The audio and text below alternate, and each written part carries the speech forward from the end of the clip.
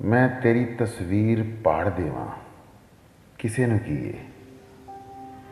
ਗਜ਼ਲ ਦਾ ਮਤਲਾ ਵਿਗਾੜ ਦੇਵਾਂ, ਕਿਸੇ ਨੂੰ ਕੀ ਏ। ਮੈਂ ਦਿਲ ਦੇ ਕਮਰੇ 'ਚ ਰੂਪ ਹਰਨੀ ਨੂੰ ਖੁੱਲ੍ਹਾ ਛੱਡਾਂ ਤੇ ਬਾਹਰ ਰੀਝਾਂ ਨੂੰ ਤਾੜ ਦੇਵਾਂ, ਕਿਸੇ ਨੂੰ ਕੀ ਏ।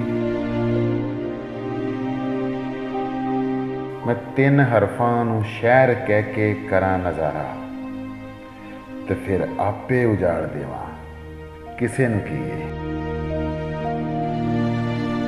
ਮੈਂ ਦਰਦ ਚੋਰਾਂ ਨੂੰ ਸ਼ੋਰ ਕਰਕੇ ਫੜਾ ਵੀ ਸਕਣਾ, ਜੇ ਆਪ ਜੁੱਸੇ ਦੀ ਆੜ ਦੇਵਾਂ, ਕਿਸੇ ਨੂੰ ਕੀ ਏ।